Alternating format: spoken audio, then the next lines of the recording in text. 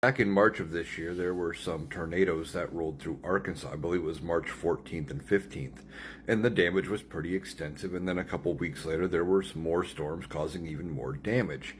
And Arkansas needs help with the cleanup effort. They need money. They need disaster relief, of course, and they should get it. However, the Trump administration had previously denied the claim, basically saying Arkansas can deal with it on their own.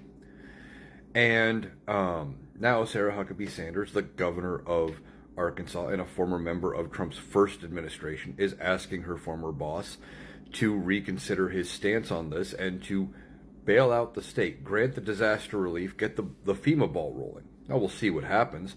I don't know if the Trump administration is going to actually do anything, because for their part, they are trying to gut FEMA. Donald Trump keeps saying he wants to send it back to the states, let the states deal with it, because the states know better than the federal government how to deal with disaster relief. But here in this case, they let the state deal with it. The state needs help. And they should get the help. That's what the federal programs are for. But Donald Trump doesn't care about that. Now, previously, Governor Sanders had been backing the DOGE effort to gut most of the federal programs, saying she was on board for the getting rid of all the waste, fraud, and abuse for all of it, saying they did the same thing in Arkansas and they got rid of a bunch of wasteful spending.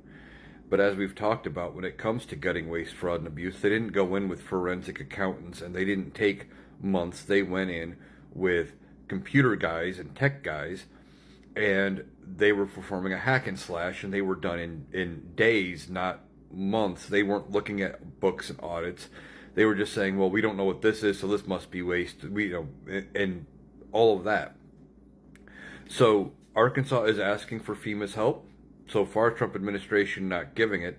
This is what Republicans had voted for.